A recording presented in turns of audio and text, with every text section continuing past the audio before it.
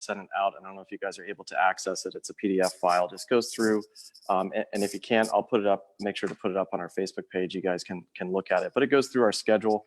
But in a nutshell, what the Marine STEM program offers is we have our own 45-foot catamaran. We go out to the reef. We snorkel. We have 2 full days of snorkeling. In the summer, we offer program also spring, summer, and this year we're offering program in the fall. And we have a brief 1-week winter season. So we have 2 days of snorkeling. So our Monday and Friday schedule, we have a snorkel day. We're out on the water and we're doing a variety of activities. And I mentioned earlier about citizen science. So this isn't just a teaching scouts how to do field techniques, how a scientist would do something. We're actually getting the scouts actively involved in scientific research. So a few of the things that we're doing when we're out snorkeling is we're collecting water quality. So this is for the University of Florida. We collect dissolved oxygen data. We do, I'll flip the screen around here so you can see some of our equipment that we use. So before I go further into this, the rest of the schedule is we have 2 snorkel days. We have a day cutting corals and fragmenting them. I'll show you the process out at the nursery of how that's done. Also, we go to Key West. We tour Key West. We do a snorkel. We visit a few sites down there. We also have a full day of shark fishing and shark tagging. I have a background in shark research. I used to manage a shark research station in the Bahamas. So we actively tag for the National Marine Fisheries Service, which is part of NOAA. All of our tags go to Rhode Island. It's where they're all entered into a database. Each summer, we usually catch and tag and release around 30 sharks. We also do dolphin fish tagging. For those of you who are fishermen, we're not talking about mammals. They are the fish. We tag and release those. And last summer, we tagged and released 153 fish. In those programs, some of those sharks and fish are recaptured. Sometimes we recapture our own sharks. We recaptured 7 of our own last summer. And then one of the other activities is we go to Munson Island. So I'll go right through our equipment and what we do. Right in front of me here, this is some of our water quality kits that we use. This is sanctioned by the University of Florida. So we take water samples in various locations on the reef, in the backcountry, in our islands, and we report that data. So we also do plankton tows. So we're able to, off the boat, we drag a small net. We collect plankton. We bring it back to our classroom. We actually put it on our screen here. Our microscope plugs into our laptop and we can see what's there. It's kind of like hunting for small aliens in a way. So it's, we can have discussions about what are, how these ecosystems interact. Other things with water quality, we look at temperature. We also measure water clarity. This is what's called a Secchi disk. This is how, those of you who have done any field studies of water, that's a pretty elementary tool there. And we also measure salinity. This is a optical refractometer that we use. So again, the scouts are using this equipment to do the work. We also do fish identification. We report, we do fish surveys with the scouts. That goes to the Reef Environmental Education Foundation. So we actively keep the scouts busy. The award within the STEM program, the patch that you can achieve is called the Citizen Science Award. So we have a list of requirements and that goes into all these citizen science projects, whether it's water quality, fish identification, shark tagging, plankton tows. I mentioned Big Munson Island. We do a few things out there, one of which is we spy on wildlife. We deploy wildlife cameras on the island. And those of you may not be aware, we have the endangered key deer on the island. They're a subspecies of the American whitetail, and they live out on the island. So we're able to monitor the deer. We have reported some of our images to groups that do research on the key deer. And then a few other things, and I'm going to go through some other parts of our coral and that project. So I mentioned our curriculum is based off this textbook called Tropical Connections. This is a comprehensive guide to South Florida ecology. So if anybody's interested in that, I know you can get it on Amazon. So again, it's Tropical Connections, but this goes through all of our ecosystems that we have here. Our curriculum is based on that. I have a staff every summer of 5 staff comprised of mostly staff just out of their undergraduate. We do have graduate students. We have 2 graduate students working for us this summer, and they do their projects, their research while they're working with the scouts. So the scouts are also helping for graduate research. So we're really getting the scouts in the front lines when it comes to research. This isn't just teaching science, this is doing science. And we use our reef, we have our ID books, so when we're out in the field, we're able to try to identify some of the things that we see. We always say in science, one of the best things, if you don't know something, the best thing is to say, I don't know, let's look it up. So on board our boat, we have the capability to do PowerPoints on board. And I'll show you how that's done in a minute, or where it's done. So we think of this is our classroom, our indoor classroom, and then we have our outdoor classroom. And lastly is our marine technology segment. So we do a few things, one of which I mentioned earlier. The Scouts build ROVs. So this is a sea perch ROV. For those of you who may do some STEM work in your schools, this is a typical rig for a buildable ROV. It's fairly cheap and inexpensive. You can see it's basically PVC and it has 3 motors on it. So the Scouts have to design their own. They don't have to use this design, but they have to design one that has to complete a few different tasks, and they have to compete at the end of the week against the other team. So we have 3 groups, up to 3 groups of 8 with the STEM program during the summer. So that's we're a fairly small program for Seabase. The other programs will have up to 10 or 12 crews a week. So we are fairly small. So there's a very high staff to Scout ratio. So you have a lot of people helping you and working with you. So the Scouts have to build these ROVs and then they race them at the end of the week. And the adult leaders also get involved with this too. We don't want to leave them out. We have a lot of competition there. So it's a lot of fun. We also have the Scouts have to give us a presentation at the end of the week. So here's some examples of some Scout presentations. They have to make a visual aid, and they're presenting on things such as marine debris, sea turtles, ocean acidification. Has to be something related to marine conservation. And lastly, we have more recently, this is an underwater drone. This is a Trident underwater drone. So we use this out on the reef. We can, this is part again of our segment on marine technology and how it's used in research. So this is could be used in surveying reefs. One of our graduate students this summer is working, his project is on 3D modeling of reefs. So he's designing a segment for the Scouts to practice making a rig for doing what's called photogrammetry. So very interesting stuff. And again, like I said, the Scouts are actively involved in this. We are a partnership with Mote Marine Laboratory, which is one of the top 3 marine research institutions in the US, and they have a facility just up the road from us. So there's a lot of carryover with Mote Marine Lab. We have guest lecturers. Some of our staff came from Mote, so it's a good partnership. Lastly, we have our drones. This probably is something you guys are very familiar with. I think that a lot of the times the Scouts know how to use this stuff much better than we do. But we use this on the island to get aerial shots, especially vegetation.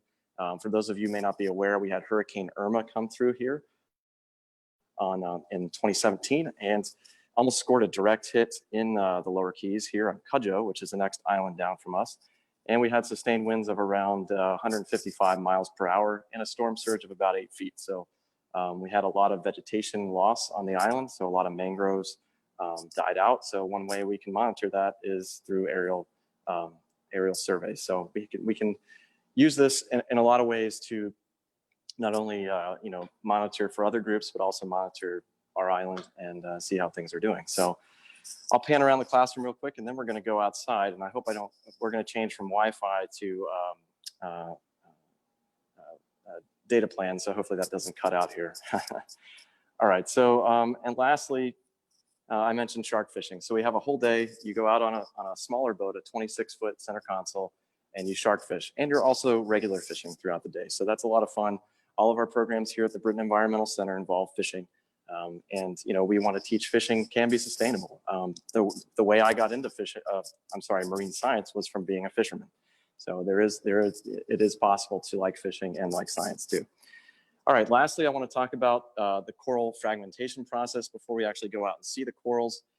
We have the saws inside here. This is a diamond band saw. This is what we cut our corals with. So when we call microfragmenting is we're taking corals, these are dead ones, these are just display ones, of a size like this, and we're cutting it into about a square centimeter piece. So you can see these smaller ones. By cutting the coral, it stimulates a growth response. This was only found out about 10 to 12 years ago by Dr. David Vaughn at Mote. But by cutting corals into these small pieces, it accelerates their growth rate up to 40 to 60 times faster. So when we're talking about trying to put corals back out on the reef, that needs to be scaled up and done in a way that you can actually get make a significant impact out there. So those of you who may not be aware, live coral coverage in the Florida Keys is down to about 2%. A healthy reef is usually around 35 to 50% coral coverage. So we're down to 2% live coral. So the reefs in the Florida Keys, some have even declared virtually extinct.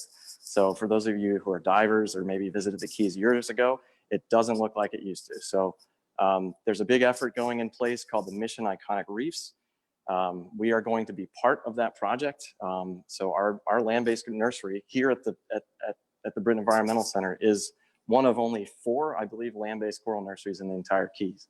So it's a very unique facility, and I'll show you that in a minute. So Mission Iconic Reefs is a $97 million project over 20 years. So it's going to be, a big effort to try to bring this reef back. This is the only coral reef ecosystem in the continental United States. So it's quite important, and it's important to us, to many things, not only the marine environment, but to the people. So anyway, this is a little demonstration, but I'll show you the real thing here in a minute. We'll go outside. So and remember what I mentioned, Moat Marine Lab is our partner on this project. So you'll see a lot of both logos around here. So I'm gonna go outside. Let me just change my service. So let me know if I drop out here for any reason, but we did this before and it seemed to work okay. All right, I'm going off Wi-Fi. Okay, hopefully don't make anybody dizzy here. I'll try not to move the camera too fast because I think that, hold on a second. All right, how we doing on time? 10:15. All right, so now we're heading out. I'll show you guys our marina. Hold on a second, grab my water. And you guys can see some of the facilities that we have here at the Brinton Environmental Center. So for those of you who have been here before, the Brinton Environment as a base camp.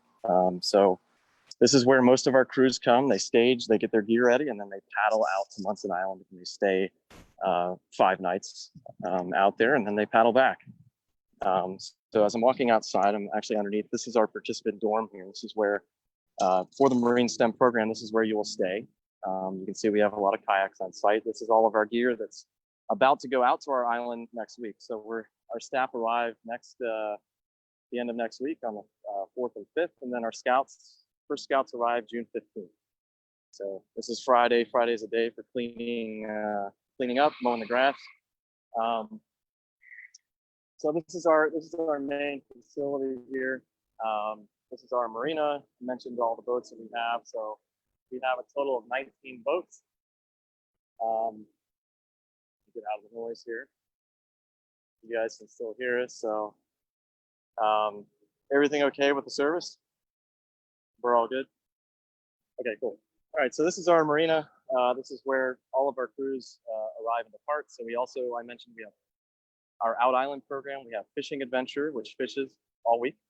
We also have so we have Out Island, Keys Adventure, Fishing Adventure, Marine STEM, which are our 4 programs on base. Well, looks like a boat's coming in right now, so we have to catch a dock line. This is our boat. This is the Dorado. This is for our fishing adventure. So this is not planned, but you guys can kind of see some action here. How you guys doing? You're live on Facebook, Neil.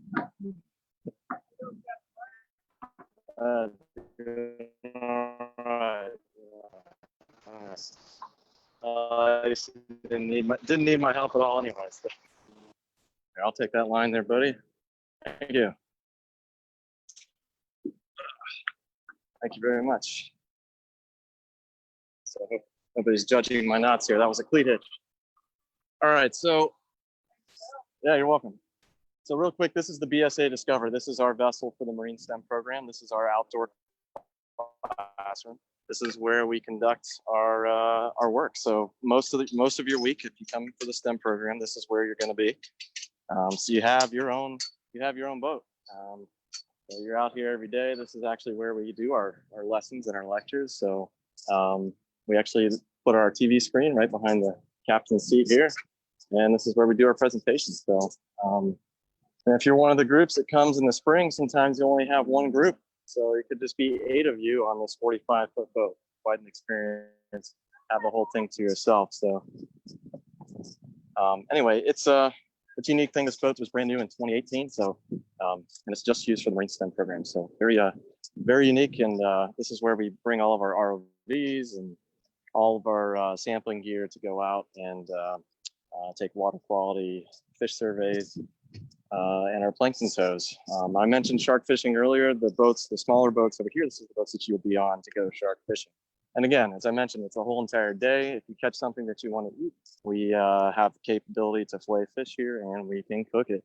We have a smoker, we have a grill.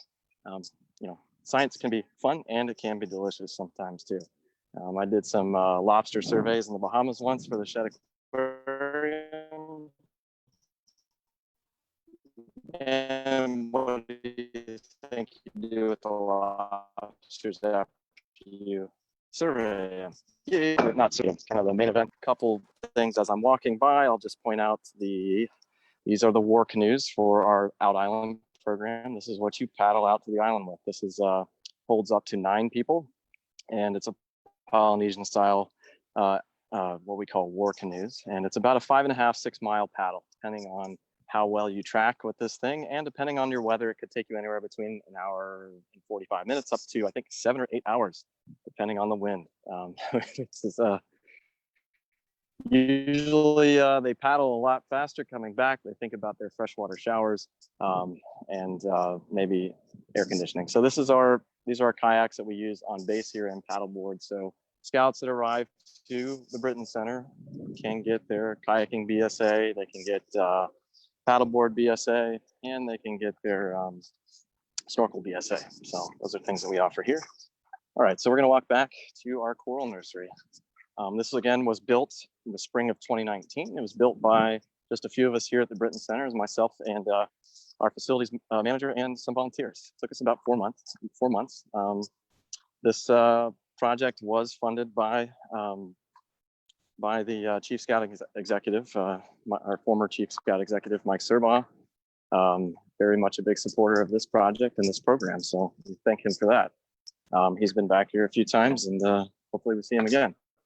So just kind of give you an overview of this facility. This is a land-based coral nursery. So this is a licensed aquaculture facility for the state of Florida. We had to get our aquaculture license through the Department of Agriculture. It's a fascinating thing to have started here at Seabase. Again, this is one of only of this type that exists. This is a well-driven system. So we're pulling water up from 100 feet under the ground. That's still salt water here. Think of our substrate as limestone. So think of it's just Swiss cheese basically, and then salt water just percolates through it. So when we have that well drilled, that water is still salt water coming up. We have to do a couple things to that salt water. So we're gonna just do a quick overview of the nursery itself, and then we're gonna go see some corals. All right, so the nursery, on the left here, we have our well. So this is where our water comes out. This 4-inch pipe goes down to 90 feet, and it's open at 10 feet at the bottom. So we pump our water up. We first have to then degas it. We have to remove hydrogen sulfide out of the water. So this is our degas column that basically sprays water from the top and blows air up from the bottom. That's a physical release of the hydrogen sulfide gas. Hydrogen sulfide is a byproduct of anaerobic bacteria, the bacteria that exists in the absence of oxygen. So we have to remove that. It smells like swamp gas. So if it smells bad back here, we know it's working. Next, we have the water gravity flows into our biofiltration tank, this large blue tank here. This has a lot of small plastic beads in it that helps break down any residual nutrients such as nitrates and nitrites. Then it cross flows in this white pipe here into our storage tank. This is just an open tank. This is our water that's about to go out to our coral, what we call raceways out here in the nursery.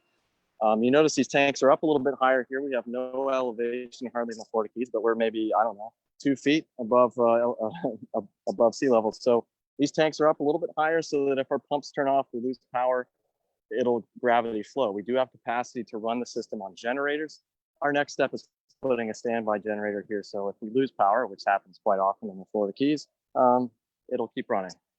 The last thing that happens here is our second pump in our pump house pulls the water out of that storage tank. It runs through a sand filter, which is just like what you would have at your swimming pool, just maybe a little bit bigger version. Then we have a cartridge filter. For those of you who have pools and hot tubs, probably recognize that. This is just made for aquaculture.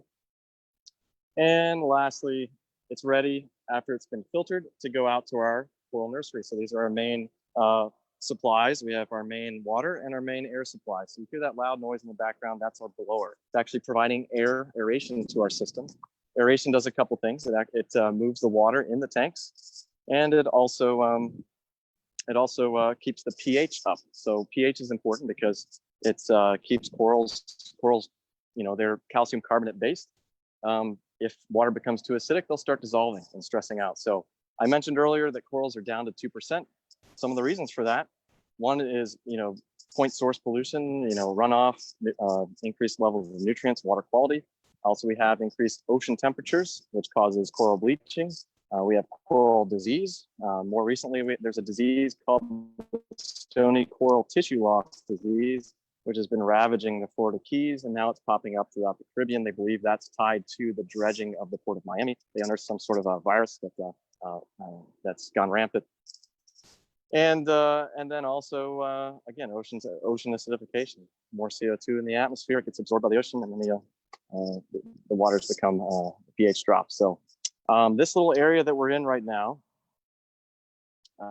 is, and I also said sea level rise is another one too. Corals are gonna run into trouble. So, all right. So this area here is where we cut our corals. So scouts will treat this as an assembly line. First, we have to label our coral plugs. So a coral plug, I'll put one right in front of the camera here, is either made out of ceramic or cement. This one's ceramic. And we have to label the plugs. We label the plugs with a particular genotype of that coral.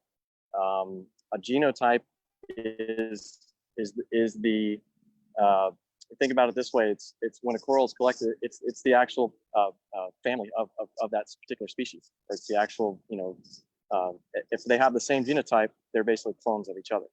Corals are colonial.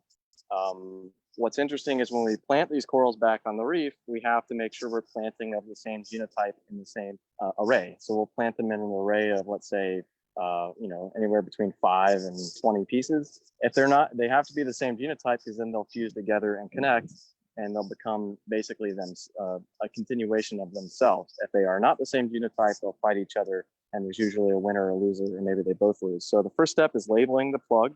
So the scouts will label the plug. You can see this one says AP20. That's the genus and species of that coral, which is Acropora palmata, which is elkhorn, and number 20. So we first label the plug. We cut the corals. Remember the saws we saw earlier? We cut the corals. We glue the corals onto these plugs with it's an aquarium glue. Looks like super glue.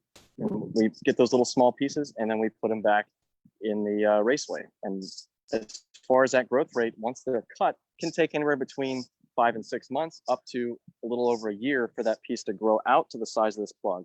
And then once it's this size, it's ready to go out there. So let's go see some corals in action. I think this will make a little bit more sense to what we're talking about, so you can see them. We presently have 3,500 corals. We started with 224, but they were larger pieces, and we cut those pieces. So it's a production facility. So starting with 224 corals, we've ended up with about 3,500. So that's that's production. So we started producing back in July. So we first got our corals in July, and then we started cutting them. So first we're going to start with our broodstock tank. This is our large corals. These are the pieces that we received initially. This is what we cut from.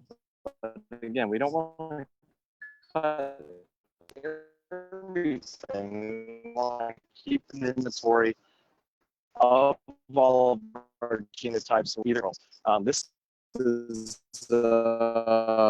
This right here is what's called star coral.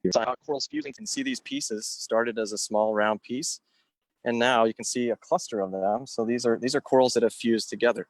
So I'm just going to bring one of these up here. And for those of you who may not be aware of corals, they're animals. So we always teach the scouts, but they're very unique animals. They're cnidarians. They're related to jellyfish. They have, this guy's doesn't want to come up. So let's just bring up this cluster too. They have tentacles. However, they have plant-like characteristics. They have what's called zooxanthellae, which is symbiotic algae that lives inside their tissue, and that provides corals with their food. So they're an animal with plant-like characteristics that make rocks. So we always tell scouts, are they animals, vegetables, or minerals? They're pretty much all three, but they are animals by definition. So if you look at this coral up close, you can see how it's fused together. You can see all the polyps of the coral, which is where the tentacles and the mouths are. This is where it's fused together. This is what we're trying to achieve out on the reef. So when we plant corals, we plant them about an inch apart, and then so that within 2 to 3 years, they're going to connect and start fusing. That's important because when corals get to a particular size, then they're ready to sexually reproduce. What we're doing on site here is asexual reproduction. We're cutting them and growing more of them. It's just a matter of say it would be like gardening in a way. But corals don't reproduce based on age. They do based on size. So that size that we're looking for is about the size of a dinner plate. So again, here's some more examples of the corals, and you can see how these ones are nice and fuzzy. That's because their tentacles are extended. The ones that I just touched retracted their tentacles because they're hiding. So think if I was a parrotfish, you're not going to wave your tentacles around. You might get eaten. Corals can also feed on, and here's some larger ones here. Corals can also feed on plankton. That only accounts for about 10% of their metabolic requirements. Sunlight accounts for about 90. So this is smooth star coral. This is mustard hill coral, Porites asteroides. Has a pretty cool name. Sounds very futuristic. So Porites asteroides and Solanastria burnoni. And you can see these are the broodstock. These are the large pieces that we cut from. So from one of these pieces, we could get anywhere between 15 and 30 pieces from one of these large pieces. These are the fragments. These were just cut last week, actually, for our last online scout thing. We cut them. This is a different species here. This is Orbicella fabulata, or I